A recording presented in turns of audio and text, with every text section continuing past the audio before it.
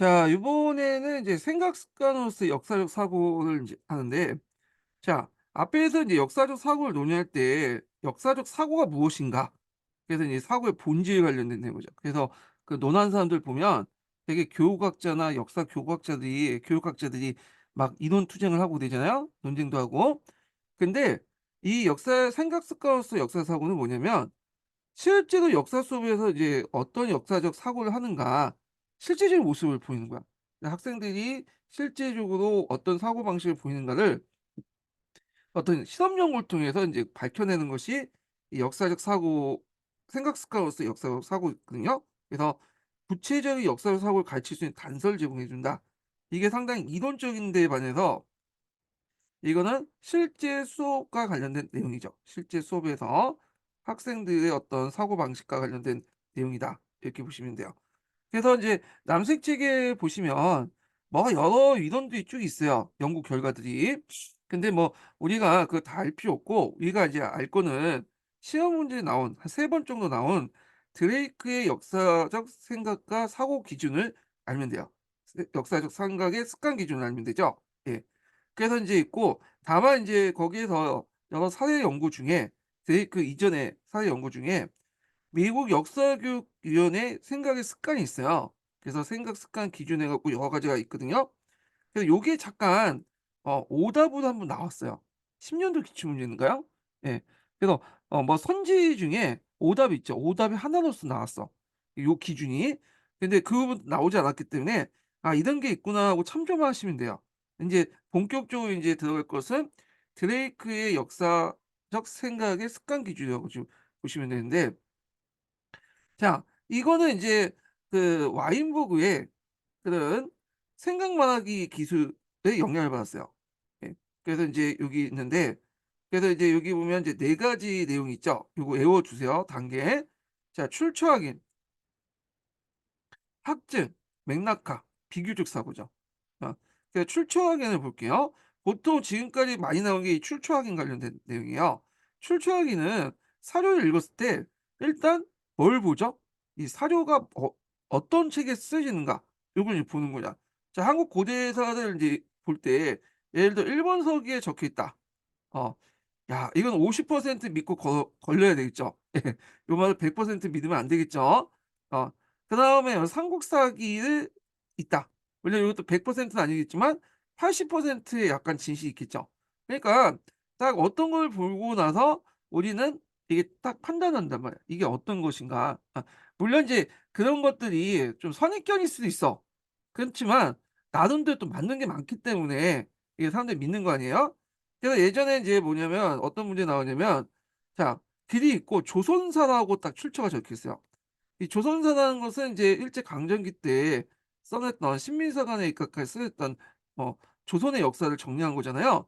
그러니까 조선사에 적혀 있다. 조선사에 적혀 있는 사료다. 이건 상당히 뭐냐면 그 신민사관에 의해서 어떤 왜곡된 것들, 그러니까 자기들이 그러니까 신민사관에 의해서 그 뭐냐면 그 선별된 사료라는 걸 우리가 알 수 있는 거죠. 목적도 알 수 있는 거야. 왜? 이걸 통해서 우리나라 민족을 열등하게 묘사해서 식민통치를 합리화시키기 위한 거잖아요.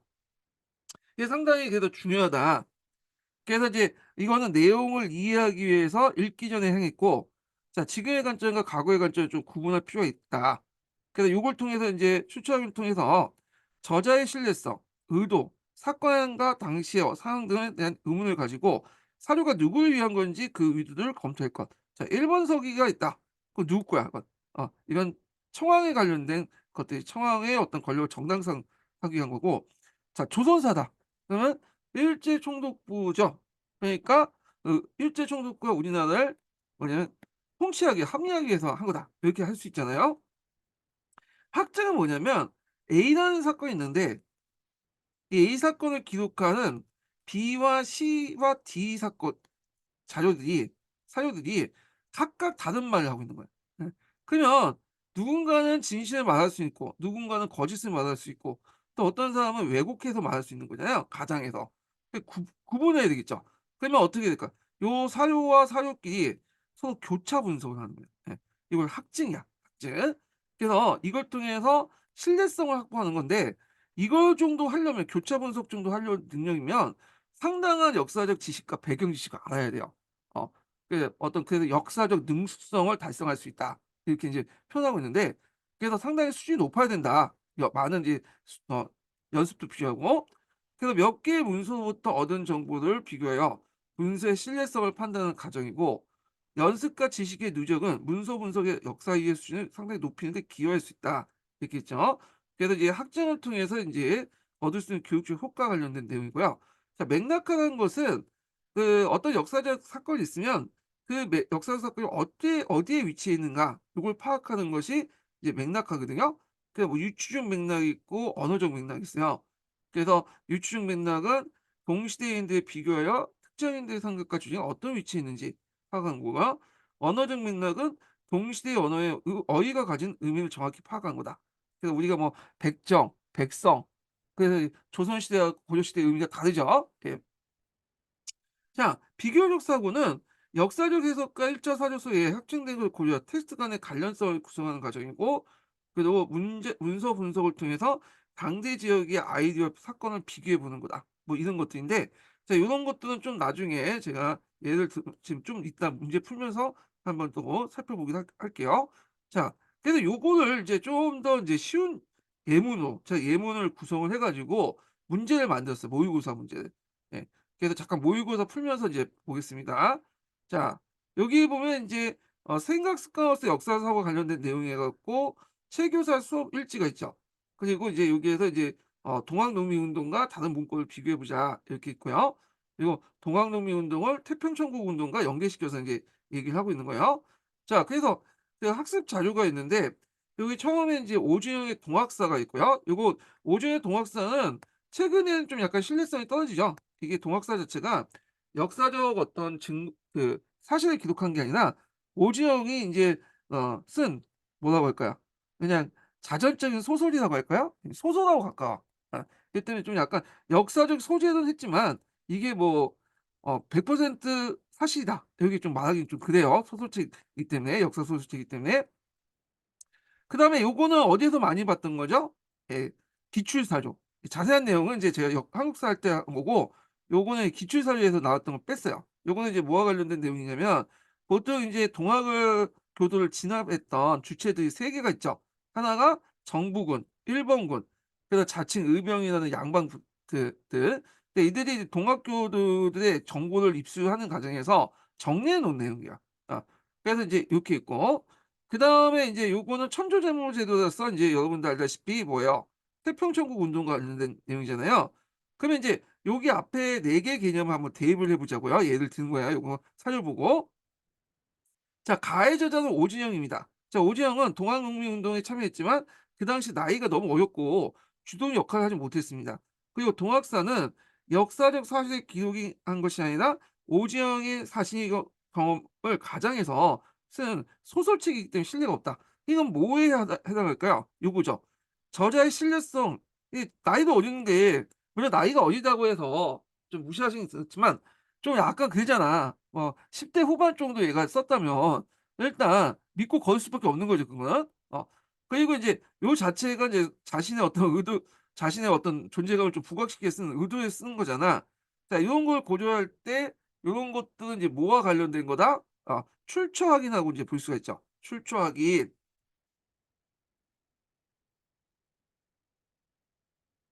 자, 그다음에 인제 보죠. 나자료는 동학농민운동을 진압한 정부군, 일본군, 양반들의 글들을 항목별로 정리한 자료입니다. 자, 가와 나자를 얻은 정보를 비교해서 각 자료의 신뢰성을 확보한다.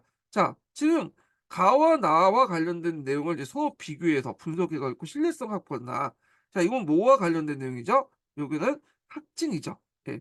그래서 이제 이 학증을 통해서 서로 간의 문서를 뭐냐면 비교해 가지고 신뢰성하고, 일명 교차 분석을 하는 거예요, 교차 분석. 예. 저 예전에 말했죠. 이 교차 분석을 한다. 자, 이거는 확증이다, 이렇게 보면 돼요.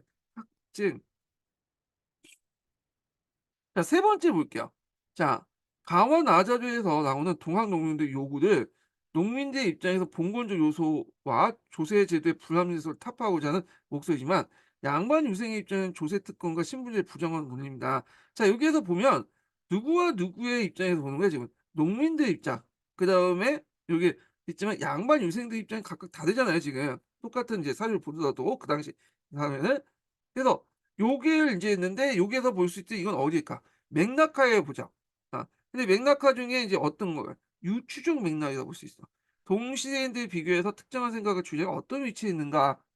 그래서 우리 이제 그 사료를 보고 양반들의 입장과 그다음에 또 농민들의 입장이 어 어떤 위치에 있는가 알 수 있죠. 예. 그래서 이제 요런 것도 좀 기억을 해 두시면 될 것 같고요. 그래서 한국사 할 때 좀 얘기하겠지만 우리가 한국 그 뭐냐면 양반들, 그러니까 농민들 진압한 양반들이 의병을 만들어 갖고 인제 농민들을 진압을 했잖아요. 그럼 양반들이 다 친일파냐? 음. 그래서 친일파기 때문에 뭐냐 의병을 진압했냐? 그건 좀 그래. 왜냐면 이 양반 유생들 중에 일본을 싫어하는 사람 되게 많아요. 근데 일본보다 이 농민들이 더 싫은 거야, 자기한테 계기는. 그래서 이제 참여했던 사람이고, 그다음에 양반 유생들 여기에 참여했던 양반 유생 중에 출신 중에 우리가 인제 그 나중에 독립운동 했던 사람도 있어요. 나도 놀란 게 안중근 있죠, 안중근. 음. 이 안중근도 이 양반 유생의 이 의병 활동에 참여했다고 그러더라고. 물론 이게 나이가 되게 어렸을 때 이제 참여했던 건데, 그래서 이제 우리가 어떤 그 기준을 가지고 특정한 기준을 가지고 이렇게 도식화시키면 뭔가 이해는 편해, 역사를. 근데 이게 사실관계가 맞지 않는 게 되게 많아. 어 단순화시켜서 보면 이해하기 쉽고 암기하기는 편하지만 좀 그런 거 있다. 뭐 딴 말이지만 하여튼 이 유추적 맥락하고 인제 연결돼서 인제 보시면 되고, 또 읽어 보겠습니다. 자, 근데 이제 가해 미출치 내용은 토지 소유권을 분배하는 게 아니라 토지 경작권을 분배하는 의미다. 우리가 이제 보통 여기 토지의 균등 관련된 내용이 있잖아요. 그래서 인제 있는데 이걸 토지 소유권이라고 생각하지만 당시에는 이걸 토지 소유권이라고 생각하는 사람이 거의 없었다고 보고 있어요. 왜냐하면 기록을 보니까 이건 경작권 관련된 내용이다. 우리가 생각하는 균등의 의미가 소유의 의미가 아니라 균등의 의미다. 자, 이거는 뭐죠? 언어적 맥락. 그 당시 동시대 언어에서 어휘가 가진 의미를 정확히 파악하는, 그래서 이런 것들이 맥락화가 유추적 맥락화, 언어적 맥락 쉽게 이해가 되죠. 자, 그리고 비교적 사고를 보겠습니다. 자, 마지막에 사를 볼게요. 이게 이제 그 비교적 사고인데, 그리고 요게 이제 맥락화죠. 어떤 분은 이제 맥락화 하니까 그 앞에서 말하는 역사학과 맥락화 해 가지고 그 맥락화를 떠올려 가지고 접근하시는 분이 있을 거예요. 그거 안 돼요, 절대. 역사 교육은 이게 통일된 어떤 그 용어 기준이나 이런 것도 없기 때문에 학자마다 달라.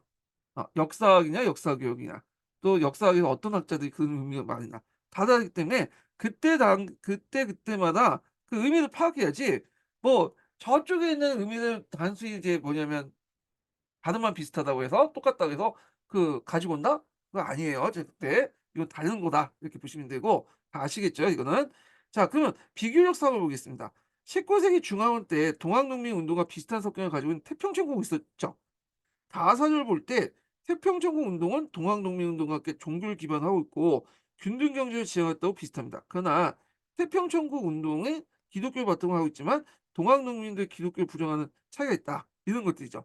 그래서 이제 태평 농민운동하고 태평천국 운동하고 동학농민운동 비교를 했어. 그래서 이제 여기와 여기의 관련성을 규명하고, 그리고 요 통해서 당시에 이제 태평천국 운동과 동아운동의 어떤 것들을 이제 비교하는 게 공통적인 차이점을 이제 나누는 거잖아요. 자, 이런 것들이 비교적 사고다. 충분히 이해되시겠죠? 그래서 제가 한번 예문을 가지고 이렇게 이제 모의고사 예전에 만들었던 거거든요. 그래서 이렇게 해서 이제 했고, 뭐 나머지 것은 이제 여러 가지 묻고 있는데 요건 각자 풀어 보세요. 그래서 제가 이제 요 모의고사 문제를 중간중간에 좀 집어넣어 가지고 여러분들 이해를 좀 돕고자 해요. 예. 제 시간이 지금 시간이 많으면 다 하겠는데 이제 시간 될 때마다 이렇게 하려고 하고, 지금 역교도는 그냥 이렇게 하고 한국사하고 세계사 문제는 최대한 이용해 볼게요. 제가 이제 그 총괄평가에 있는 예전에 모의고사 문제들 최대한 이용해 가지고 같이 풀어 보면 좀 더 뭐냐면 이해가 편할 것 같아, 이해가. 자, 그래서 이제 이렇게 있고, 자, 그다음에 넘어가서 인제 볼 게 뭐냐면 피아제 인지 발달론이에요. 이거 상당히 많이 나오죠. 예전에 한번 나왔다가 좀 근래 안 나왔다가 또 요번에 부흥하고 있어요, 이 피아제 인지 발달론이. 어. 자, 그러면 이걸 이해하려면 역사 사고의 논의들을 좀 볼게요. 이 도식화 인제 시켰는데, 제가 이렇게 앞에서 얘기한 도식이라는 것은 이해는 편리하지만 뭐죠? 이거 자체를 가지고 디테일을 알 수는 없어요. 그 안에는 또 뭐냐면 다양성이 있죠. 세밀한 거. 그거는 이제 하나하나 살펴봐야 돼. 그러니까 참고만 해 주세요, 이거는 도식화는. 자, 여기 보면 보통 역사적 사고의 논의는 앞에서 살펴본 것처럼 두 가지가 있어요. 일반성을 강조하는 거와 그다음에 역사 사고의 독자성을 강조하는 그 두 가지 흐름이 있거든요. 자, 일반적 사고방식 여러분 알다시피 역사적 사고하고 그다음에 다른 교과의 사고방식은 동일하다. 대개 이제 다른 교과라는 것은 이제 자연과학이나 뭐 사회과학이나 이렇게 하겠죠. 그래서 요 관련된 일반성은 우리가 대표적인 이론이 영역 중립 이론이고요. 이걸 역사학에 적용된 게 삐아제 필살렘 모델이야. 예. 삐아제라고 하는데 보통 남색 책은 삐아제라고 적혀 있고 파란 책은 삐아제라고 적혀 있거든요. 예. 근데 이거는 이제 외국 폭이니까 뭐 그렇게 알려두고 알아두시고, 자, 자연과학, 사회과학이니까 당연히 논리적 사고를 강조하겠죠. 근데 이거에 대해서 대립하는 견해가 있어요. 역사적 사고와 독창성을 강조한 건데 이건 역사적 사고하고 일반적 사고는 다르다. 그래서 이제 과학 사회과학이나 그다음에 자연과학하고 역사사하고 틀리다는 거죠. 자, 이거에 대한 철학적 기원을 보면 역사 철학적 그 기원은 간접론자들이죠. 간접론자들은 이렇게 예전에 말한 것처럼 누구하고 싸웠죠? 호프와 햄페 같은 신실증주의자들과 대립을 했었죠. 물론 어 우리가 알고 있는 이제 랑케도 이제 싫어하지만 이 사람도 되게 싫어해. 대립 관계였고, 그리고 이런 것들 철학적 배경으로 해서 우리가 이제 여기에 영역 중립 이론이 등장하니까 영역 중 고유인지 이론이 등장하죠. 이들은 당연히 피아제의 이론을 반대하는 사람들이야. 아, 그래서 이제 그 대안으로 뭐 인증적 사고나 직관적 사고나 내러티브 이론을 했다. 직관적 사고라는 거는 우리 오감을 통해서 느끼는 사고방식이 직관적 사고방식이라고. 자, 우리가 이제 지구가 둥글다는 건 직관적 사고방식이 아니죠. 이거 우리가 배워서 하는 거예요. 근데 지구가 평범하다라고 인식하는 거는 우리가 직관적 사고예요. 왜? 우리 오감을 볼 때는 지구가 평범하잖아, 지금. 예.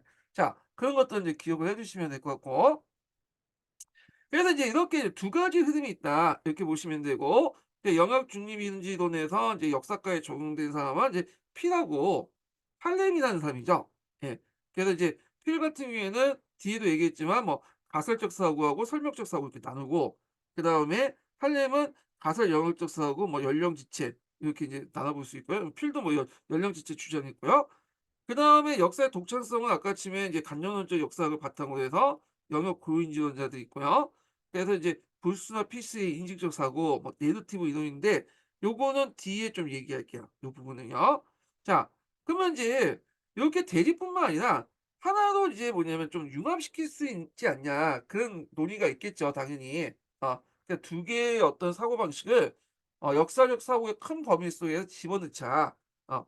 그래서 포괄적인 어떤 것들 이제 주장하는, 해석을 강조하는 그런 사람들이 등장했는데, 자, 요런 것들이 누구냐면 대표적인 사람이 뭐냐면 와치라는 사람이에요, 와치. 남색책에 있어요. 뭐 시험 문제 나오진 않았지만 제 생각엔 언젠가 한번 나올 것 같아, 이 와치도. 자, 그래서 와치의 논리가 뭐냐? 얘가 보면 인제 우리가 보는 이제 역사 사고에는 두 가지가 있다는 거야. 하나가 논리적 사고, 이 과학적 사고와 그다음에 또 하나가 연화적 사고, 상상적 사고죠. 요거는 약간 이제 사회과학이나 자연과학에서 이제 강조되는 사고방식, 일반적인 사고방식이고, 요게 우리 역사과 고유의 사고방식이잖아요. 자, 그래서 인제 요렇게 있는데 요게 인제 그 남색책에 있는 역사 사고 모델로 이렇게 제가 발췌한 거예요. 이거 솔직히 이미지 발췌하면 저작권에 좀 걸리긴 하는데 어 일단 뭐 저는 여기 뭐 영리적 목적에서 책을 만드는 건 아니기 때문에 일단 발췌를 했어요. 예. 이게 좋더라고. 예. 아무 책이나 갖다가 그냥 어 발췌를 하면 이 저작권하고 관련 없이 그냥 한 거니까 괜찮아. 예. 자, 하여튼 이렇게 했는데, 자, 여기에 보면 요쪽 계열이 있고 요쪽 계열이 있잖아요. 그래서 요쪽 계열은 이제 우리가 알고 있는 이제 뭐냐면 논리적 사고 계열이고, 요쪽 계열은 뭘까요? 요쪽 계열은 연합적 사고 계열이죠. 상상적 사고가 표현은. 그래서 논리적 사고와 연합적 사고가 결합된 판단 능력을 한다. 그래서 최종적으로 요게 두 개로 합쳐 가지고 한 것이 판단력이야. 그래서 우리가 이제 사고력이 제일 높은 형은 판단력이에요, 판단력. 앞에 사고력 하위 범주도 판단력이죠. 해야 할지 말아야 할지 단순한 거지만 해야 할지 말아야 할지 하기 위해서는 수많은 사고 과정이 필요하죠. 예. 그래서 이제 뭐 요즘에 AI에서 인공지능 있잖아요. 인공지능도 이제 점점 발전되는데 이 AI가 인간을 지배할 때 그 시기는 인공지능이 스스로 판단하는 거야, 인간의 지시가 아니라. 그럼 이때부터 인제 인간이 그 인공지능에 인제 노예가 되는 거죠. 예. 뭐 이렇게 했는데 자, 그래서 이제 요런 것도 있다. 그 논리적 사고와 영역적 사고가 결합된 판단 능력이 상당히 중요하다. 그래서 이때 이제 최고의 이제 뭐냐면 역사적 사고가 이루어진다. 이렇게 이제 보고 있는 게 와츠의 견해고요. 자, 그러면 인제 본격적으로 피아제 이론을 이제 볼게요. 예, 피아제. 예. 그 피아제 이론은 크게 두 가지로 구성돼 있어요. 우리가 이제 잘 알려진 게 이 발달 단계야. 연령 발달 단계. 그래서 이제 우리가 알다시피 전조작기, 구체조작기, 현식조작기 등등 있잖아요. 그 옆에 감각 동작기 뭐 등등. 그래서 인제 있는데 역사학계에서는 요건 수용하지 않아요, 이거는. 예. 이거는 수용하지 않고 또 피아제 발달 단계 이론 중에 특징이 뭐냐면 이제 뒤에 할렘 같은 사람이 신원 검증하고 막 그러거든요. 예. 그래서 이제 괜한 분석이 되게 많아요. 근데 이런 것도 발달 단계 수용하지 않아. 예. 그래서 요거는 이제 받아들이지 않는데 다만 뭐만 받아들이냐면 피아제 이론 중에 요쪽 측면 있죠. 지식의 내적 동화 조절 평형, 개념과 도식. 요번에 예전에 스키마라는 개념 있죠? 스키마, 대본 지식. 이런 개념은 이제 뭐냐면 받아들여, 요거는. 그래서 이 스키마 같은 경우에는 엄밀히면 피아제가 만든 개념이지만 뭐냐면 영역 고유인지론에서 받아들인다. 그래서 영역 고유인지론 입장에서 볼 때는 피아제의 100% 이론을 다 부정하는 게 아니에요. 뭐만 부정한 거야? 발달 단계만 부정하고 다만 요건 이제 영역 고유인지론이 아니라 영역 중립인지론이라고 보고 있는 거야, 요것만. 근데 요거는 영역 고유인지론으로 보고 있어요, 이거는요. 이게. 그래서 피아제 이론은 요렇게 해서 상반된 그 관점이 있다. 그래서 피아제 이론이 우리가 너무 발달 단계가 부각되니까 요것만 이제 생각해서 영역 중립 이론 이렇게 하지만 피아제 이론 중에 영역 고유인지론과 연결된 이론도 있다. 요걸 같이 하셔야 돼요. 자, 여기에서 인제 연령 발달 단계에 관련된 내용이 있는데 여기에 우리가 인제 이거는 다 교육학적 지식과 관련된 거거든요. 근데 이제 여기는 우리가 인제 다 여기까지 뭐 알 필요 없고 거의 남색 책을 보시면 이제 주제의 다 적어 놨어요. 그래서 제가 주제의 다 이제 뭐냐면 적어 놓긴 했는데 어 그건 아니고 여기에서는 인제 뭐만 보냐면 뼈아제 발달 이론 관련된 내용 중에 이게 이제 보통 영역고인지의 특징은 내러티브적 사고방식이라 하잖아요. 근데 여기는 파라다임적 사고방식이 있어. 파라다임적 사고방식. 예. 그래서 이제 파라다임이라는 건 뭐냐면 어떤 인제 사물을 보기 위한 논리적 틀을 얘기해요, 논리 틀. 예. 그래서 우리가 인제 예를 들어 예전에는 뭘로 봤죠? 태양이 지구를 돈다는 식으로 생각하잖아요, 우주를 볼 때. 이게 일종의 논리적 그 가설이나 틀이잖아요. 자, 이것이 일종의 지동설 파라다임이라고 볼 수 있죠. 자, 근데 시간이 지나면서 이제 그 유능 틀이 있으면 이런 틀에 입각해서 계속 그런 연구 성과가 누적돼 있죠. 근데 어느 순간 이제 뭐냐면 지동설로 넘어가죠. 그래서 이 파라다임을 제임스 쿡이라는 사람이 이제 얘기를 하고 있는데 파라다임 번영하는 거는 뭐냐? 그 우리가 예전에 인제 어떤 지식 구조가 있는데 이 지식 구조가 해서 누적돼서 계속 하다가 어떤 계기에서 새로운 지식 구조로 넘어간다, 이렇게 보고 있어요. 그러니까 지식의 변화라는 거는 어떤 지식의 양적인 어떤 누적이 아니라 어떤 질적인 변화, 우리가 청동설에서 지동설로 넘어갈 때 그 파라다임 변화라고 얘기하잖아요. 그래서 인제 뭐냐면 지식의 어떤 변화가 일어난다 하고 지식이라는 거는 앞에 파라다임 지동설이나 청동설처럼 어떤 사물을 바라볼 때 어떤 관점, 논리적 구성, 틀 이런 것들을 보통 한다. 그래서 보통 이런 이제 피아제 이론, 그러니까 그 과학적 이론 같은 건 이런 파라다임적 어떤 사고방식에 기반을 하고 있는 거야. 어떤 논리적인 어떤 가설이라든지 사고, 틀, 개념 이런 것들이 있다. 이게 예전에 한번 시험문에 나왔던 거야. 예. 자, 그리고 여기에서 이제 볼 게 또 단계죠. 뭐 여러분들 다 아실 거야. 처음에 감각 운동이고 전 조작기, 그다음에 구체 조작기, 형식 조작기 이렇게 있죠.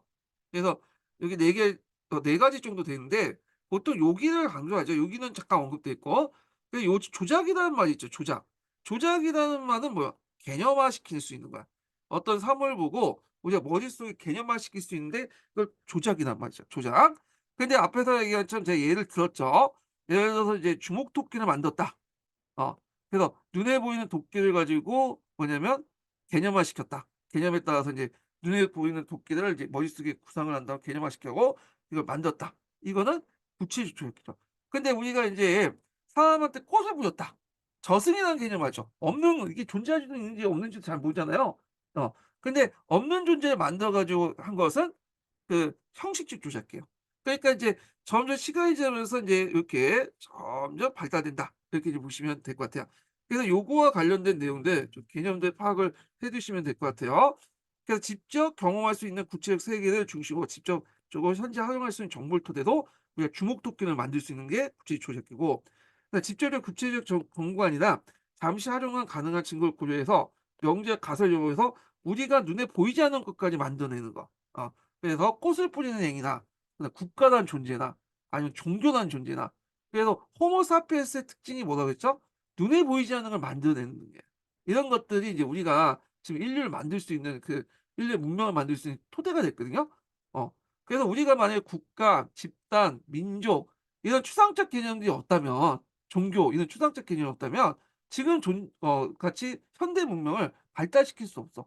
왜냐하면 사람들이 이제 유기적으로 연결되고 통합돼야지만 그것을 인프라 기반으로 해 갖고 과학이라는 것들이 발전되고 있는 거잖아요. 지원도 또 해 주고. 예. 근데 이런 것들이 없다면 그냥 개별적으로 시족 단위로 그냥 계속 지금 살고 있을 거예요. 예. 자, 그래서 역사가 중요한 거야. 어떤 분은 "역사 왜 배우냐?" 그랬더니 역사를 알아야지 집단 기억을 가질 수 있고 물론 그게 부정적인 역할을 할 수 있지만 집단 기업을 가져야지만 뭐냐면 민족이나 정체성이나 이런 것도 가질 수 있고 또 국가가 만들어지고 그리고 이 국가를 통해서 6.25 통합해서 과학이라든지 경제라든지 이런 것들을 양성화시킬 수 있는 거냐. 그러니까 그런 개념들이 없다면 이게 뭐냐면 성립조차가 안 되는 거죠. 예. 그래서 이제 우리가 인문과학이나 이런 것들을 배우는 이가 이것 때문에 이거 추상적인 거 눈에 보이지 않는 개념들을 만들어내고 사회를 운영하고 통제하고 통치하는 거. 법, 제도 뭐냐면 역사 이런 것들 다 필요한 거야. 어. 근데 이제 있는데 갑자기 삼천포를 빠졌는데 자 하여튼 이런 구체적 조작기와 형식 조작기 좀 기억을 해 두시면 될 것 같고요. 자 그러면 이제 영역 중립 인지론과 영역 고인지론을 좀 비교해 볼게요. 요거는 이제 남색 책과 파란 책 관련된 내용인데 예전에 인제 한번 요 관련된 내용이 09년 기출문제 나왔어요. 요거는 제가 이제 남색 책에서 인제 발췌한 거고요. 요거는 이제 파란 책에 있는 내용이야. 서로 관련돼 있어요. 그래서 보통 인제 일반론자들, 영역론자 이렇게 있는데 자 여기는 이제 보편론자, 다원론자죠. 그래서 이제 일반론자, 영역론자는 우리가 이제 생각하는 것처럼 뭐 역사과만 있는 게 아니에요. 역사과마다 다른 교과도 다 있어. 그래서 다른 교과마다 고유성이 있다고 생각하는 사람은 영역론자. 그다음에 보편성이 있다. 다른 교과 똥이나 보편성이 있다. 일반론자 이렇게 나눠 주시면 될 것 같고 그래서 이제 여기는 이제 주로 인제 우리가 범국가적으로 이제 나눠져 있는 어떤 일반론자, 영역론자와 관련된 내용이고 요건 역사관에서도 인제 있잖아요, 역사관. 그 역사관의 삐아제 이론을 적용하냐 마냐 가지고 이렇게 나눌 수 있죠. 역사과 관련된 거야. 네. 그래서 영역 중리론은 그 일반론과 관련돼 있고 영역 고인지는 이렇게 이제 영역론과 관련돼 있어요. 그래서 요렇게 교과 전체와 관련된 거 이거는 역사과만 관련된 거 이렇게 이제 보시면 될 것 같아요. 자 그러면 일반론자들의 인제 역사 사고를 인식해 볼게요. 자 일반론자는 인제 뭐냐면 역사 사고력 일반적 사고력과 동일하다. 어. 이건 다른 교과도 마찬 다른 교과의 여러 사고방식은 다 일반적인 사고방식과 동일하다. 다원론자든 역사적 사고력은 일반적 사고력과 역사의 독자적 사고력이 있다. 그래서 다만 이 역사의 독자적 사고력이 더 초점을 맞추죠. 이 직관적 사고력. 자 인지 과정을 보면 일반론자들은 지각, 기억, 인과 분석, 추론 과정을 동일해. 그래서 컴퓨터 처리 능력을 이제 비교를 해 보고 여기에서는 사고 대상의 인지 과정과 추론 과정이 동일하지 않고 사고 내용에 이제 예. 그래서 이제 이런 사고 내용을 강조한다. 이렇게 보시면 되고요. 역사 사고의 본질은 탐구 방법, 사회과학적 방법론인데 반해서 여기는 내면의 이해를 강조 감정이입, 주체형, 구조적 상상. 그래서 최근에 예전에는 융합형을 반대했던 흐름 속에서는 요런 흐름들이 되게 문제가 많이 나왔어요. 근데 최근에는 뭐 융합형 강조하다 보니까 요런 흐름들이 상당히 또 강조되더라고요. 예. 일반 원자들 뼈의 견해를 보면 뼈의 영역형 발달 단계 인정하죠. 그다음에 아까 파라다임적 사고, 논리적 사고, 어떤 이제 가설적 영역적 사고, 어떤 개념적 사고를 파라다임적 사고고요. 뼈의 영역 발달 인정하지 않죠.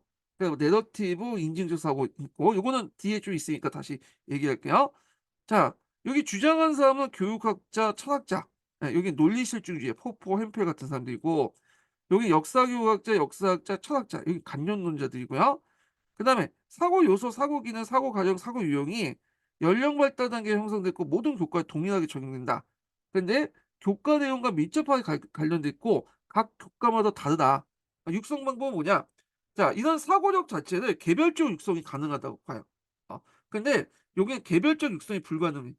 다만 유기적으로 통합됐다는 건 인정하지만 개별적 육성은 뭐냐면 불가능하고 다만 우리가 어떤 특정한 부분을 육성하려고 할 때 그 부분을 좀 나가서 집중적으로 육성할 수 있다는 거야. 그래서 우리가 역사적 사고 하위 범주도 나눌 때 여기 사고 유기적으로 연결돼 있잖아요. 근데 왜 이렇게 나누냐? 어떤 개별적인 그 사고력을 육성하려고 할 때는 한쪽을 이제 개념화시켜서 이제 볼 필요가 있잖아요. 그래서 그런 거야. 그렇지만 서로 또 연결돼 있어. 그러니까 어떤 부분은 집중력 육성할 수 있지만 그렇다고 해서 뭐 요 부분만 집중적으로 해 갖고 따로 떼서 육성할 수 없다. 이런 입장이에요. 예. 자, 그래서 인제 그 단 전체와 관련된 하위 범주를 두어서 특정 부분을 집중 육성하지만 이 특정 부분을 육성한다고 해서 다른 부분과 연계시키지 않고 얘가 독립적으로 육성할 수 있다는 개념은 아니다. 이렇게 보시면 되고 자, 여기 보면 이제 일반 논자들은 모든 교과에 사고방식이 적용된다. 예를 들어 수학을 잘하는 애들은 뭐 역사나 국어나 뭐 영어나 이런 것들을 다 잘할 수 있다. 근데 얘네들은 모든 교과에 전이되지 않는다. 비슷한 교과에서만 전이될 수 있어. 예를 들어 국어를 잘하면 역사를 잘할 가능성이 많죠. 그다음에 수학을 잘하면 물리나 이런 과학 과목을 잘할 수 있죠. 이런 건 된다라는 거죠. 자, 그다음에 인제 여기까지는 전반적으로 이제 모든 교과 안에서 이제 얘네들이 안끼리 인제 싸우는 거고 요 역사과 안에서만 이제 볼게요. 자, 역사과는 이제 영역 중립인지론, 아까 일반론자, 그리고 영역 고유는 다원론자 이렇게 이제 나눌 수 있는데 자, 역사의식. 보통 역사 교육에서 역사의식이라는 것은 뭐 역사적 발달 의식이라고 말해요. 예. 그래서 역사의식이 어떻게 발달할 것인가 이런 것들을 이제 논의하는 건데 자, 영역 중립인지론은 연령에 따른 인지 구조의 발달 단계를 강조하거든요. 영역 고인지론은 역사 교육의 내용과 구조, 원리에 따라서 달라진다. 그래서 얘네는 심리 역사 의식, 그다음 사회적 역사 의식 이렇게 나눠볼 수 있죠. 그래서 앞에서 얘기한 심리 역사 의식은 사이토 의견이고 사회적 역사 의식은 우리 루젠과 관련된 역사 의식이 있다고 했어요. 그다음에 영역 고유인지는 적정한 교육 시간 앞에서는 중고등학교, 대개 뭐 중학교 3 학년에서 고1로 넘어가는 그 시기. 그러니까 다른 교과는 늦죠. 그래서 이제 가설 영역적 사고라는 거 이렇게 있고 연령 지체 있고 역사 그 영역 고유인지자들은 모든 시기에 가능하다. 그래서 어떤 이제 적절한 방법이 있으면 그 모두 가르칠 수 있다. 그래서 인제 그 방법론 그중에 교수학습 방법론 중에 대표적인 게 이양 대비적 방식이다. 이렇게 인제 보시면 될 것 같고 그다음에 영역 중립 인지도는 발달 단계에 따라서 조직해야 되고 근데 이제 영역 고인지도는 학문의 계열성과 학문의 구조화를 가지고 해야 된다. 그래 갖고 뭐 플러스 마이너스 알면 그다음 곱셈 나눗셈 그다음에 뭐 1차 방정식, 2차 방정식, 3차 방정식, 인수분해 뭐 이렇게 나가는 거죠. 역사과 같은 경우에도 중학교를 미리 배웠으면 중학교에서 정근대에서 배웠으면 고등학교는 근현대에서 배워야지 계열성이 딱딱 맞는 거죠. 자, 인지이론은 구성주의 파라다이즘 사고 그다음에 영역권 내러티브. 이 내러티브는 나중에 알겠지만 인지 이론이기도 하고 역사 서술 방식이기도 하고 역사 교육의 소재이기도 하고 다양하게 써요. 그다음에 인제 여기 보면 교육 과정은 발달 교육 과정. 근데 이제 연령 발달 단계에서 하는 거고 학교 커리큘럼인데 이건 아마 인제 여기 학습의 계열성이나 학문의 구조 조직에 따라서 하는 거고 등등. 그다음에 영역 중립 이론에서 계열성의 차이에서 보면 자, 우리가 아는 환경학 대법 이게 대표적인 이제 영역 중립 인지론이에요. 예. 그래서 이제 7차 교육 과정에도 반영됐던 거죠. 예전에 시험 문제 나왔죠. 근데 제일 많은 비판을 또 받아요, 이 환경학대법이. 예. 그래서 인제 이런 것들 보고 나성형 교육 과정은 예전에 한번 얘기했는데 이 나성형 과정이 브루노가 이제 얘기했던 거잖아요. 근데 이게 지식의 구조를 강조하고 막 그러잖아요. 근데 이게 지금 파란 책에서는 이게 영역 중립 인지 이론처럼 돼 있어요. 근데 이게 원래는 이게 그 의미에서 쓰는 게 아니거든요. 이게 잘 보면 나선형 교과는 영역 중립 이론도 있지만 영역 고유인지 이론이 있어요. 예. 그래 갖고 두 개의 측면이 같이 있는데 교육학에는 이 두 개의 측면이 있다고 해요. 근데 여기만 인제 보통 여기 파란색 여기만 좀 강조되는 분위기야. 예. 그것만 보면 영역 중립 이론. 그래서 마치 이거 보면 나선형 교육과는 영역 중립 인지론이라고 생각하지만 실제로 두 가지 측면이 다 있다. 교육학적 측면에서 볼 때. 요거 인제 기억을 해 두시면 될 것 같아요. 자, 그러면 이제 구체적으로 인제 먼저 살펴볼 것이 이제 영역 고유인지론을 이제 보고 그다음에 삐아제 피날레 모델을 좀 보겠습니다. 자, 영역 고인지론이 나왔던 이제 그 계기가 됐던 것이 그다음에 1957 년에 여러분도 알다시피 이제 소련에서 인공위성을 발사했잖아요. 예, 스푸트니크 얘를 발사하니까 그거에 대해서 이제 충격을 받았어. 예. 충격을 받으면서 이제 뭐냐면 이게 우리나라 보니까 인제 교육이 잘못됐다. 소련 애들은 빡세게 시키는데 어 그래서 인제 '좀 더 빡세게 시켜야겠다.' 그래서 이제 우리가 알고 있는 학문 중심 교육 과정을 이제 도입을 했고 그리고 우리가 이제 이걸 바탕으로 했던 브루노의 이론 아니에요? 그래서 이제 학문 중심의 지식의 구조를 강조하기 시작했고 그때 이제 삐아제 이론도 같이 받아들였는데 이 삐아제 이론을 받아들일 때 이제 뭘 하냐. 자, 발달 단계 이론을 받아들였어요. 근데 이거에 대해서 이제 반발하는 세력들이 등장하겠죠. 그 수용하는 세력들이 있고. 그러니까 수용하는 입장은 영역 중립 인지론자가 된 거고 삐아제는 반대하는 그러니까 각 교과에 어떤 특별성이 있다, 고유성이 있다라는 이론은 영역 고유인지론자들이 있는 거죠. 그래서 인제 요렇게 이제 나눠진 거고요. 자, 그러면 보겠습니다. 자, 영역 고유 인지 방식은 해당 교과의 내용 지식과 양 구조 그리고 사고 기능과 상호 관계의 결과 그러니까 얼마나 내용을 많이 하고 그런 것들이 제일 중요하다. 그거고요. 반대로 이제 영역 중립 인지론은 삐아제 발달 단계를 적용하는 거죠. 그러면 이제 여기에서 볼 것은 영역 고유인지론자들의 어떤 특징들을 볼게요. 예전에 한번 영역 고유인지론의 어떤 명칭을 쓰시오 그랬거든요. 아주 쉬운 문제지만 여기 줄 쳐 놓고 요게 뭐냐. 그래서 이제 답답형을 물어보는 문제가 있었어요. 그래서 다음에 한번 나오면 이 특징들 쓰라고 나올 수가 있잖아요. 그래서 인제 쓰시면 되고 예전에 또 영역 고인준원에서 또 나왔던 게 22 년에 스키마라는 개념이죠. 스키마. 스키마는 이제 이거는 누구 이론이라 했죠? 삐아제 이론이지만 우리가 이 삐아제 딱 생각하면 영역 중립 이론만 생각하잖아요. 근데 삐아제는 이 영역 중립 발달 단계인 거고 아까처럼 지식 내적 통합 관련된 동화 조절 평형 단계는 뭐예요? 요거는 영역 고유인지 단계예요. 고유인지 방식이에요. 그러니까 스키마는 요게 속한다. 이렇게 보시면 돼요. 영역 고유인지 방식에. 자, 하여튼 그 특징을 이제 보겠습니다. 자, 요거 하기 전에 두 번째 인증문 알려드릴게요. 두 번째 인증문은 몇 번이냐면요. 59 번입니다. 예. 두 번째 인증문은 59 번이에요. 오늘은 제가 이제 뭐냐면 여기 두 탄 끝난 다음에 여기 21년 기출문제 분석 강의를 해요. 그래서 인증번호는 두 번밖에 없어요, 두 개. 예. 그래서 이제 그런 것들 좀 파악을 해 두시고 하시면 돼요. 두 개 쓰시면 돼요, 두 개 인증번호를. 자, 여기 좀 계속 이제 시작해 보겠습니다. 자, 사고는 일직선 단계에 따라 순서대로 일어나는 일련의 인지 기능이나 전략 구성되지 않고 여러 요소들의 상호 연관을 맺으면서 복합적으로 상호작용이 일어난다. 그래서 이제 우리가 생각하는 발달 단계에 따라서 일어나는 게 아니라 여러 요소들이 상호 복합적으로 일어난다는 거죠. 그리고 상호 기능과 전략은 학습 내용이 아니라 학습 내용과 독립한 내용에 의존한다. 그 역사를 많이 해야지 역사 사고 역을 키울 수 있는 거지 무슨 그 역사적 내용을 모르면서 나이만 먹는다고 해서 역사 사고력이 생기는 것은 아니다. 이렇게 이런 거죠. 그러니까 동일한 발달 단계 학생들이 학습 과제에 관계없이 비슷한 인지 활동을 수행한다는 주장을 비판하면서 내용 지식과 양 구조 상호 기능의 결과에 따라 동일한 발달 단계 학생들도 천차만별 사고 역사 사고력이 다르다. 이렇게 보시면 될 것 같아요. 그래서 이제 요 세 가지 어떤 특징이 있고요. 그리고 이제 앞에는 도식이 있죠, 도식. 자, 도식을 알려면 우리가 동화 조절 평형이라는 단계를 좀 알 필요가 있겠죠. 이거는 여러분들 교육학 시간 때 배운 거기 때문에 저보다 많이 알 거예요. 이거 여기 적혀 있지 않네? 저기 여기에 있는 것 같은데 저기 그 심화 교재에 제가 적어 놓은 건데 남색 책에도 있어요. 동화, 조절, 평형 이 단계죠. 보통 우리가 외부부터 인제 뭐냐면 정보가 들어오면 주의 집중을 하게 되잖아요. 주의 집중하면서 학습이 이루어지죠.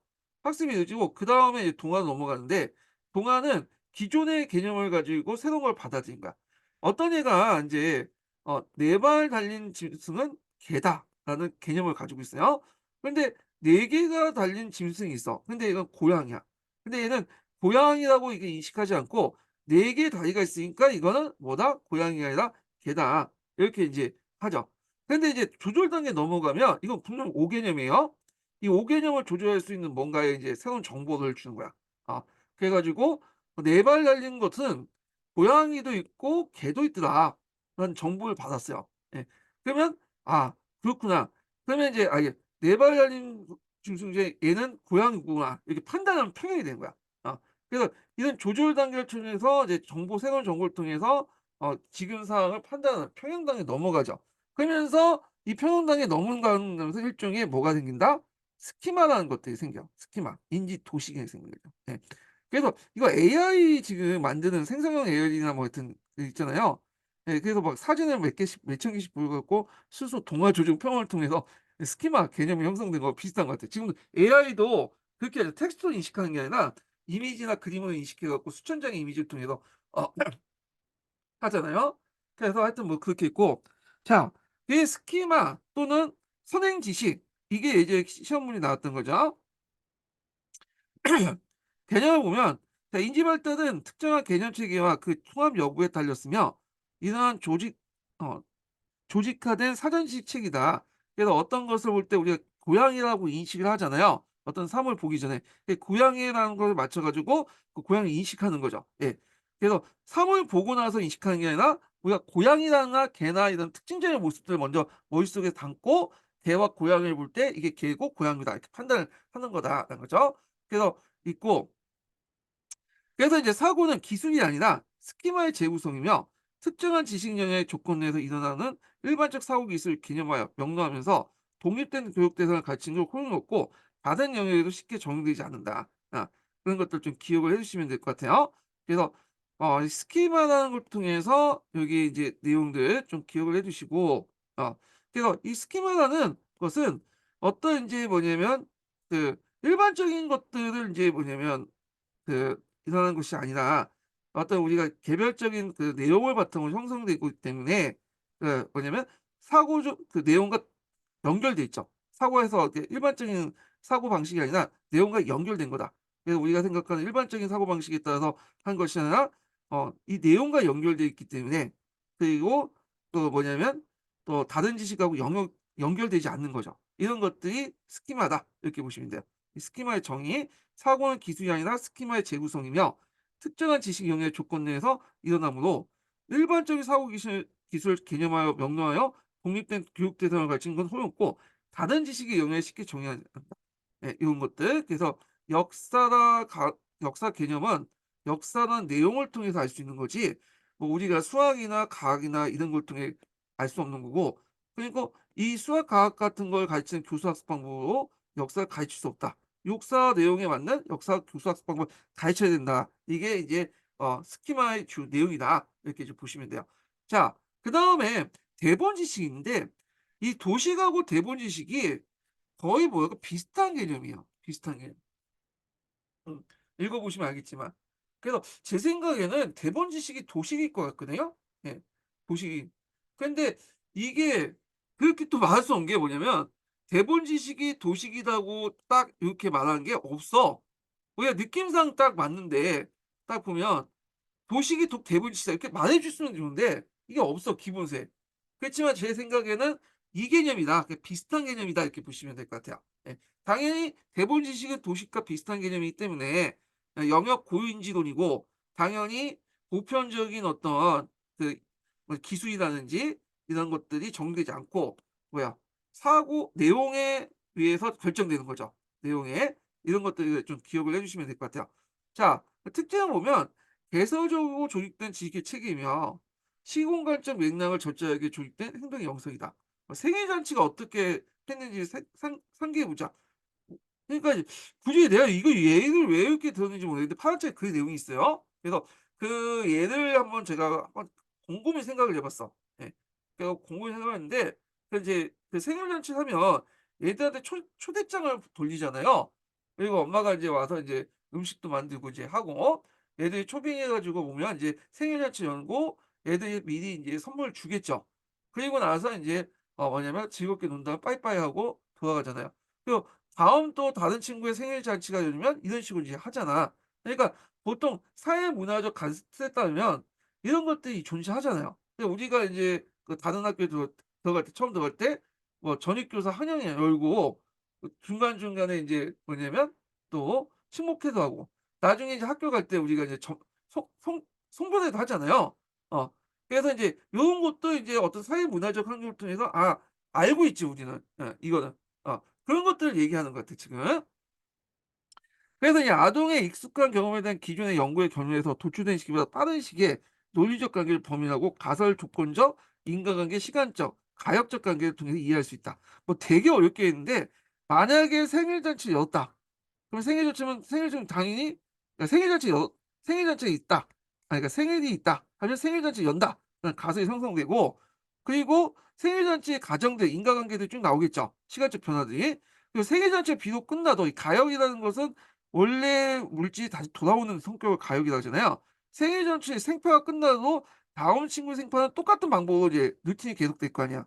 이런 가역적 관계라고 보시면 되겠죠. 자, 그래서 이 대본 지식적 관점에서는 사회적 행위를 이 문화적 틀 안에서 볼 수 있다. 이렇게 보시면 돼요. 그래서 이건 또 뭐와 연결될 수 있는 내러티브와 연결될 수 있다. 그런데 이제 앞에서 이 문화적 틀 속에서 이제 보기 때문에 역사에 적용될 때는 무슨 개념이 생긴다? 오 개념이 생길 수 있는 확률이 되게 많아요. 어. 그래서 왜냐하면 이제 현재적 가치를 가지고 과거의 가치를 보는 거잖아요. 그래서 이 오 개념을 이제 뭐냐면 5 개념을 수정하기 위해서 필요한 것이 맥락이죠. 그러니까 삐아제의 이론에 따르면 이 5 개념은 동화가 되는 거고 이 맥락은 조절이 되는 거죠. 뭐 요렇게 연결시켜 보시면 되고 자 하여튼 인제 요런 것과 연결시켜서 한번 보세요. 자 구성주의 입장에 보면 선행지식의 도식이 5 개념일 경우를 제거하지 못하면 교정학습 필요하다. 이 구성주의 인식론에 따라서 뒤에 좀 얘기할게요. 그래서 앞에서 이 동화와 평형의 개념에서 좀 보시면 동화는 대본 지식 그다음에 평형은 저희 뭐냐면 이 대본 지식을 고칠 수 있는 맥락 이런 관점에서 인제 이렇게 보시면 될 것 같고 자 그래서 이제 의의를 보면 이 대본 지식이나 도식이나 이런 것들은 다 뭐예요? 사고 내용에 그 의존하거든요. 사고 자체가 아니라 내용에 의존하고 있잖아요. 그러니까 아동의 사고는 역사적 사고 내용에 의존하고 역사 교육의 이론은 역사 사실 개념, 역사학의 어떤 특성, 학문적 원리를 바탕으로 이제 개발을 해야 된다. 이들의 논리예요. 예. 자, 그래서 인제 요 내용들 좀 기억을 해 주시고 그래서 역사 내용에 맞는 교수 학습 내용이 중요하다, 방법이. 그래서 역사 내용이 만약에 우리가 내면을 강조하면 당연히 교수 학습 방법도 뭘 강조할 수밖에 없어요. 역할극이나 뭐 이런 것들 강조할 수밖에 없는 거죠. 예. 사회과 같은 경우에 내면보다 외면이기 때문에 탐구 학습 방법이 이제 강조될 수밖에 없는 거고 예. 요렇게 연결돼서 이제 볼 수가 있다. 이렇게 이제 보시면 돼요. 자 그다음에 이제 피아제 피렐리 모델로 들어가겠습니다. 자 우리가 이제 삐아제 이론은 인제 그 당시 1950 년대에 들어와서 인제 뭐 여러 교과들이 이제 적용됐는데 여러 교과 중 역사과에서 이 피아제 이론을 적극적으로 수용한 사람도 있어요. 이게 이제 필과 할렘이야. 그러니까 필과 할렘이 인제 적극적으로 수용을 해 가지고 이 이론을 뭐라고 하냐면 피아제 필할렘 모델이라고 해요. 영역 중립 이론의 역사과 영역 중립 이론의 대표적인 모델이죠. 자 그럼 내용을 보겠습니다. 배경을 보면 1960 년에 영국을 중심으로 영국에 보면 유명한 역사학자들 되게 많아요. 필도 있고 할렘도 있고 우리가 알고 있는 리라는 사람도 있죠. 리. 이 사람도 영국 사람이에요. 자, 그러니까 1960년대 영국을 중심으로 피에가 할렘이 삐아제 인지 발달론을 역사 사고에 적용하여 삐아제 피 할렘 모델이라는 역사적 사고 발달 단계를 설립했다. 자, 그래서 이제 영국 경향을 보면요. 삐아제 인지 발달 단계가 역사적 사고 발달 구현 여부와 그다음 아동의 역사적 사고 발달 단계를 과학 등 다른 교과에서 같은 연령대의 발생 여부를 초점했다. 그래서 결론은 이제 어떻게 되냐? 이 사람의 두 사람의 결론은 삐아제 인지 발달론이 역사적 사고에 적용될 수 있다라는 걸 결론했어. 어디에? 형식적 조작기라고 보고 있죠. 다만 다른 교과보다는 늦게 나타난다. 연령 지체 이렇게 이제 보시면 되고요. 자, 그래서 이제 요 내용이 이제 이렇게 보면, 자, 삐아지의 사고 발달 등이 역사 사고 발달에 적용할 수 있다는 거죠. 이게 우리가 생각하는 전조작기, 구체적 조작기, 뭐 현식 조작기인데 아마 감각 동작기가 있는데 이 감각 동작기는 시합전의 아동을 대상으로 하기 때문에 그 뺀 것 같아 지금. 자, 특정 연령과 연결시키는 데 비판적이지만 뼈아지 인원을 대체적으로 수용하여 역사적 사고를 분류하고 평가하고 적용했다. 역사적 사고에서는 각 단계는 점진적 발달을 일부 순차적으로 전개되며 이상의 지속된 발달을 인하기 위해서는 평형으로 나가는 과정을 작용하고 있다. 뭐 이렇게 있고 역사적 사고의 발달은 다른 교과가 느리게 나타난다. 그래서 16세기 이전의 아동은 형식적 도달에 도달하지 못했는데 이걸 연령 지체라고 하죠. 자, 그러면 이제 특히 이제 피엘 이론과 할렘 이론을 좀 보겠습니다. 예. 필이 있고 그다음에 할렘이 있는데 상대적으로 시험 문제 많이 나오는 사람은 필보다 할렘이에요. 필은 제가 볼 때 딱 두 문제 나왔나? 그래서 그것도 필의 여러 이론 중에 뭐가 나오냐면 기술과 설명 관련된 내용이 나왔어요. 그래갖고 그 앞부분에 뭐 사고의 기지와 구조에 관련된 내용이 있고 이렇게 했는데 요거는 그냥 넘어갈게요. 제가 그 강독 강의할 때 설명해 놨거든요. 작년에 그걸 참조하시고 여기 기본 강의니까 기본 강의에 맞게 좀 중요하지 않는 내용을 좀 제껴두고 넘어갈게요. 한국사나 세계사나 중요하지 않는 내용을 제껴두면서 어, 기본에 충실하도록 이렇게 좀 하겠습니다. 나머지는 이제 그냥 참조해서 보시고요. 그래서 이제 기술과 설명 관련된 내용을 좀 볼게요. 요게 예전에 시험 문제 나왔거든요. 자, 여기 특징을 보면 이 피는 역사 이해 방식을 구분했는데 두 가지로 구분했어. 아이들 형성과 경험 조작의 기술적 사고 방식. 이걸 구체적 조작기에 해당하죠. 눈에 보이는 것만 개념화시키는 거야. 그다음에 새로운 경험을 설명하기 위한 기존의 아이디어를 활용하는. 그러니까 눈에 보이지 않는 것까지 설명하는 방식이죠. 예, 이걸 형식적 조작기죠.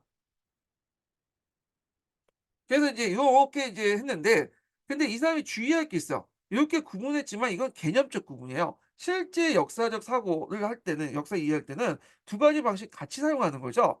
어 어떤 학생만 구체적 조작기라고 어떤 학생은 형식 조작기 이렇게 아니라 실제적으로는 두 가지를 같이 사용해. 다만 우리가 개념적으로 구분할 땐 이렇게 구분한다. 이렇게 하나의 방편이라는 거야. 역사적 사고를 분석적으로 설명하기 위한 방편이지 실제는 같이 사용한다. 이렇게 이제 보시면 되고 그래서 이제 여기 보면 이제 기술을 볼게요. 기술은 내용 지배적 사고방식이야. 그래서 예를 들어서 내가 눈물을 흘렸다. 이거 기술이 되는 거죠. 예. 그거에 대한 원인이나 어떤 그런 것들이 이제 어떤 것을 설명하지 못하는 이론 같은 게 없잖아요. 내가 눈물을 흘린 어떤 이유나 뭐 이런 걸 설명 못 하잖아요. 그래서 눈에 보이는 것만 한다고 보시면 돼요. 이전에 혹은 별도 획득한 경험과 개념의 참조 없이 단지 개별 사건의 형상과 부분에 속 관련 짓는 것만 또 눈에 보이는 것만 추론이나 일반화는 못한다. 구체적 사고이고 어떤 사물이나 형상을 접했을 때 내용 지배적 사고 방식의 기납적인 방식이고 사전에 독자적 획득한 경험이나 아이디어 같은 것은 사건의 형상과 부분을 아, 사전에 독자적으로 획득한 경험이나 아이디어와 관계없는 그래서 사건이나 형상, 눈에 보이는 사건과 형상을 단순히 연결하는 부분이다. 이렇게 보시면 돼요. 그래서 이제 기술 관련된 예문을 여기에서 이제 쭉 사례가 있거든요. 예를 들어 갖고 뭐 기술할 때 자동차 기어 본소 이해할 때 손과 발의 연속 동작으로 해서 눈에 보이는 관계만 얘기하고 그다음에 히틀러 등장을 1920년 후반부터 30년 전반까지 그냥 사건들 형상적인 내용들만 거론하고 그다음에 종이와 금속조각 주고받는다라는 형상적인 부분만 얘기하죠. 이런 식으로. 이거 예전에 기초에 나왔던 사료예요. 이거 역사적인 어떤 사료고, 예, 아니, 남색책에 있는 내용이고요. 자, 설명이라는 건 뭐냐면 여기에다가 이제 뭐냐면 인과관계, 개념 여러 가지를 이제 가지고 이걸 가지고 이제 다른 식으로 설명하는 거야. 그러니까 눈에 보이는 것뿐만 아니라 눈에 보이지 않는 것들을 끌어다가 설명하는 방식이 뭐냐 설명이다. 이렇게 보시면 되겠죠. 자, 기조 가능성 위주 사고고 상상력 이용 있고 대표 역사 사고다. 그래서 경험뿐만 아니라 일반화, 추론을 통해서 사건의 세세한 부분과 인과관계의 논리적 파악 및 그다음 상황에 대한 여러 영향을 주는 여러 가능성을 고려한 영역적 가정을 거쳤고요. 그리고 이거는 보통 이제 형식적 사고다. 형식적 사고는 앞에서 말한 것처럼 눈에 보이지 않는 것들을 사고하는 게 형식적 사고잖아요. 예.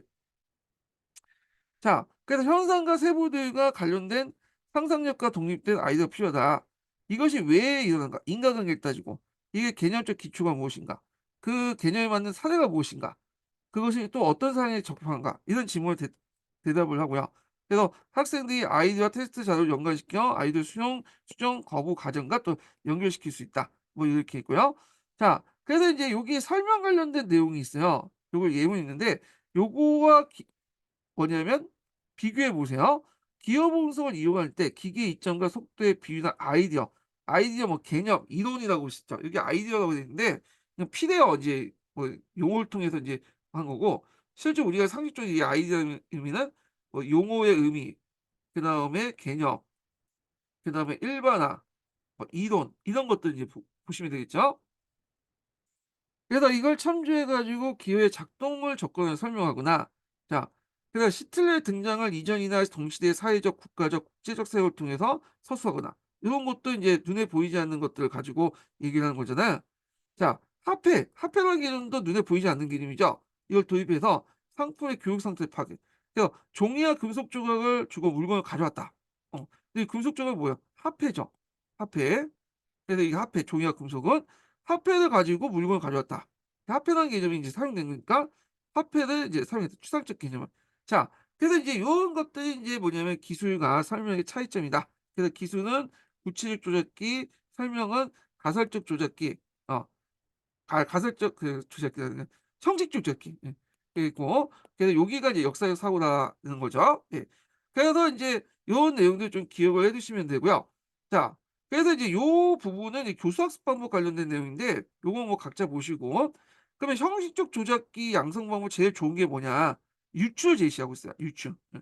그래서 유추 관련된 내용은 그 제가 이제 교재 앞부분에 설명했죠. 일반적 설명 방식에서 유추가 있으니까 그거 참조해 주시고요. 자, 그래서 이제 이렇게 있고, 자, 그래서 이제 의미는 뭐냐? 기술적 사고와 설명적 사고 이렇게 나누고 피아제 인지 발달론은 역사의 정오의 분석을 통해서 역사적 사고의 구조를 규명했다는데 의미가 있다는 거죠. 자, 그 다음에 이제 할렘 연구를 볼게요. 한람 연구의 이제 큰 특징은 두 가지가 있는데 첫 번째가 역사학습의 사고는 수학이나 과학과 같은 가설력적 사고다. 이런 거고요.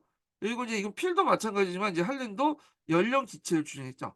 그래서 예전에 한번 연령 지체 관련된 내용이 시험 문제 몇 번 나왔어. 이거 최근에도 나왔죠. 예.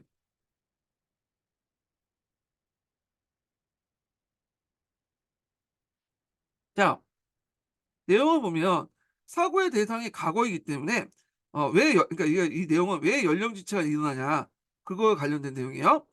사고의 대상이 과거이기 때문에 직접 경험이 불가능하고 왜냐면 지금 남아있는 사료다 자체가 불완전하고 좀 왜곡이 많잖아요.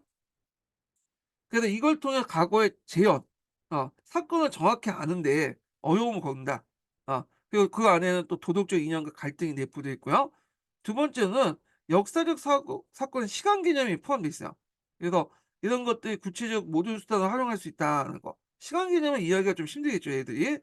그리고 역사적 개념이 추상적이기 때문에 학생들의 과제 수행이 어렵고 되게 역사적 증거는 애들의 근거를 둔 게 아니라 성인 활동의 근거를 둬요. 사고방식도 그렇고. 그러니까 성인의 어떤 사고방식이나 의도나 이런 것들을 알기에는 학생들이 인생의 경험이 짧잖아요. 그러다 보니까 상당히 어려움을 겪을 수밖에 없다. 그래서 이제 성인 활동과 학생의 경험 사이의 간극을 메워주는 역사 교육 방법이 필요하다. 뭐 이런 것도 있고요. 자, 그래서 연령 지체가 왜 일어났는가에 대한 이유를 예전에 한번 시험문에 나왔던 거거든요. 요거 외워 두세요. 여기 암기해 두시면 될 것 같아요. 자, 그다음에 인제 이 사람이 또 하는 특징이 뭐냐면 이 사람은 이제 머릿속으로만 그렇게 이제 한 게 아니라 뭘 했다? 실험 연구를 한 거야, 실험 연구. 실험 연구를 했다. 가설을 세워 가지고 이걸 실험 연구를 통해서 검증을 했어요. 물론 이제 이 자체가 과학적이긴 하지만 좀 편파적인 게 있어요. 자기가 보고 싶은 것들만 이제 보는 것도 있거든요. 예. 그 타당성이 맞지도 않는 게 있어 가설하고. 예. 그 등등.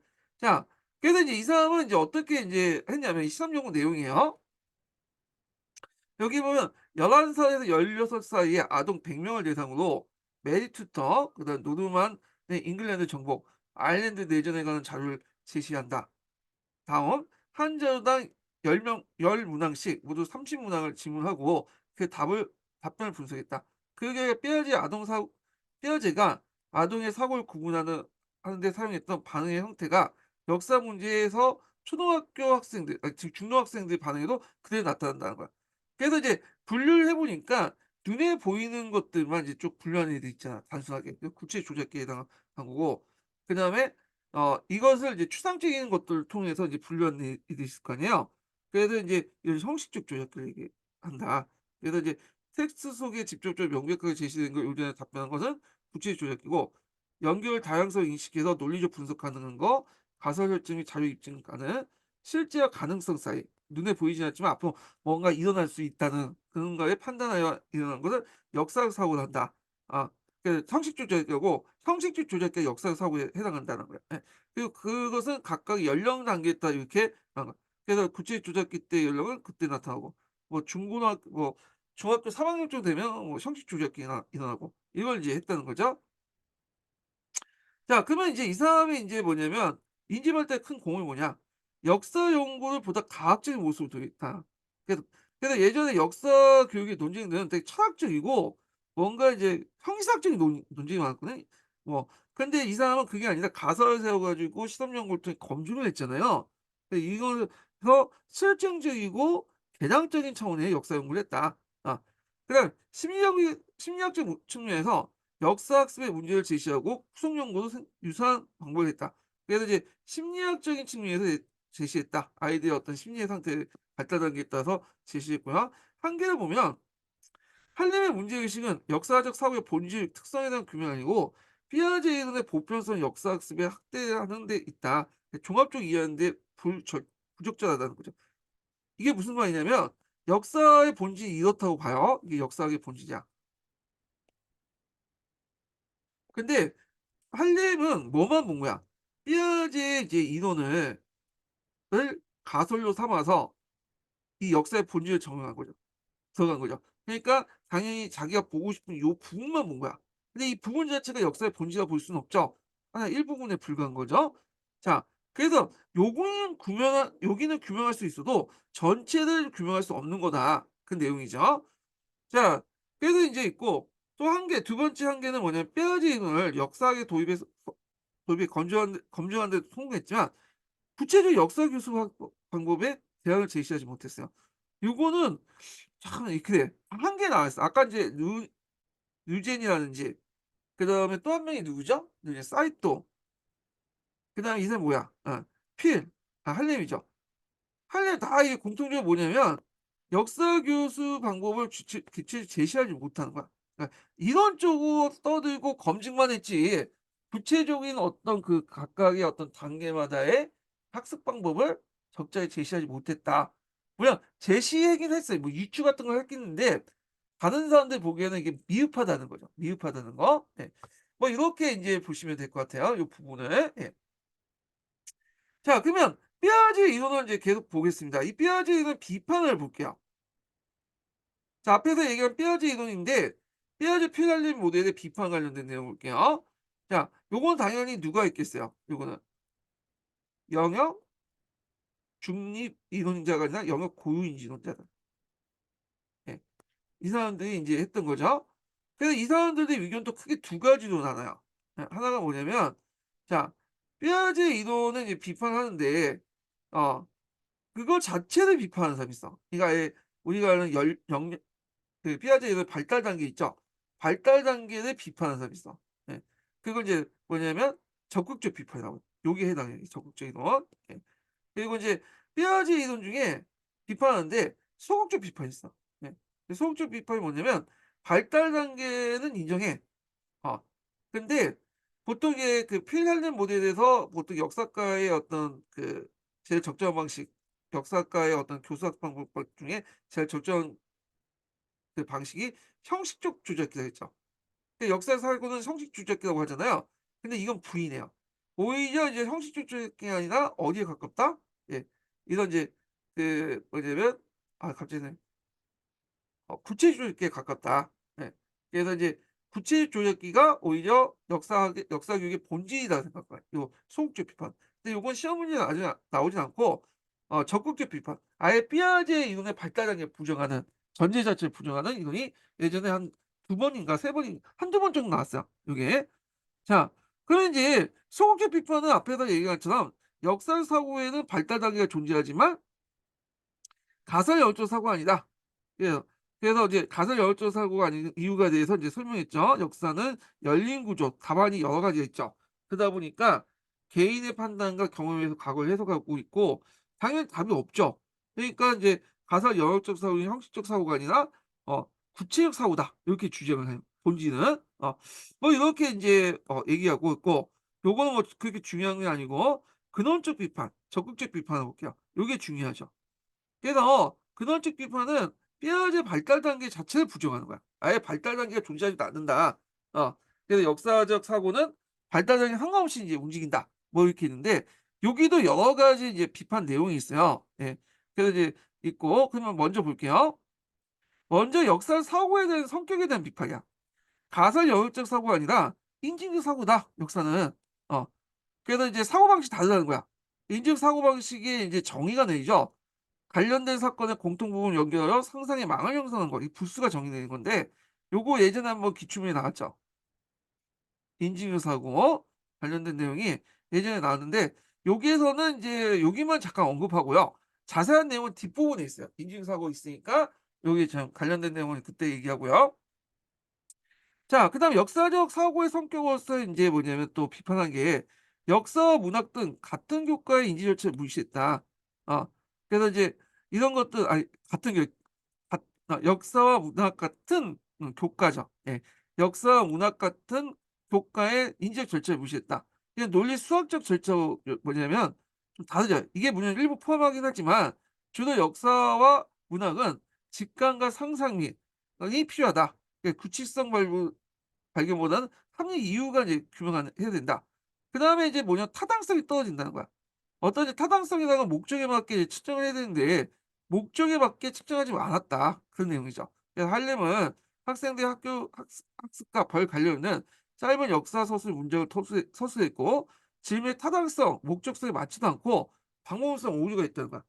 그러니까 예를 들어 가지고 머리가 크다라는 전제하에 이게 이제 머리 크기를 재고 머리가 클수록 뭐냐면 IQ가 높다. 이렇게 결론내면 문제가 있는 거예요. 머리 크기하고 그다음 IQ하고는 별 상관이 없어요. 근데 머리 크기를 가지고 크기를 가지고 IQ를 재면 신뢰도는 확보할 수 있어도 타당성이 떨어지는 거죠. 그 목적이 틀린 거잖아. 예. 그래서 이제 요런 거와 연결해서 보시면 될 것 같고요. 자, 뼈아제의 발달하기보다는 역사 사고는 정보 처리 능력과 관련돼 있다. 그래서 역사의 발달 구조물이 아니기 때문에 삐아제의 발달 단계로는 설명한 것이 부적절하다. 자, 이게 인지 심리학 분야에서 나온 건데 제가 정보 처리 개념들을 이렇게 두었어요. 자극을 이제 받잖아요. 여러 가지 정보가 이제 들어오면 그걸 감각 동작에 의해서 무조건 수용해. 그치만 우리가 학습을 할 때는 주의 집중이 있어야 돼. 그러니까 들어온다고 해서 다 학습되는 건 아니잖아요. 그래서 이제 뭐 암기라든 뭐 등등 해 갖고 주의 집중을 통해 암기려면 이게 단기 기억으로 넘어가죠. 단기 기억은 보통 메모리 공간이 뭐랄까요? 메모리 공간이 5 플러스 마이너스 2 인가? 네, 이렇게 제가 알고 있거든요. 아니야 7 플러스 마이너스 2 다. 그래서 우리가 이제 어떤 것을 인식할 때 이게 7 개의 요소로만 인식하는 거죠. 그리고 거기에다 인제 뭐 2 개에다 마이너스 2 개 그럼 대충 5 에서 9 개, 7 플러스 2 니까. 예. 그래서 단기 공간은 이것밖에 없다. 우리가 뭐 그래서 이제 아무리 외워도 순간적으로 전화번호 9 개밖에 못 외운다는 거야. 그거 다 사라지죠. 없어지고. 근데 이거를 오랫동안 남기려면 어떻게 보호해야 돼. 그래서 이걸 또뭐 공부해서 구조해 가지고 내 장기 기간 넘어가죠. 그리고 이렇게 인출해 가지고 또 단기 기호를 사용하고.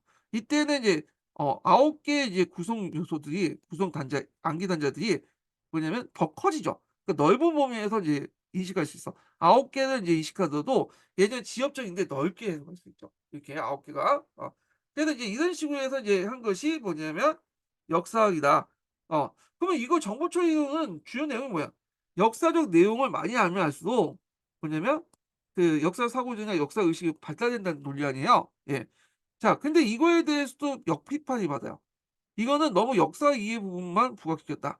여기 중에 이제 역사 여기 전체 중에 요것만 부각시켰다는 거야. 그래서 이제 요거만 그대로 받아들이면 많이 하면 할수록 그 역사를 많이 한다는 이런 식의 논리를 하면 어떤 역사의 어떤 독특한 방법론이나 분석 방법 같은 거 다 무시해 버리고 뭐냐면 그냥 달달 외우면 되는 거잖아요. 그런 식으로 따지면 컴퓨터 지금 다 기억하고 있죠. 인터넷 하면 다 뒤지면 다 나오잖아.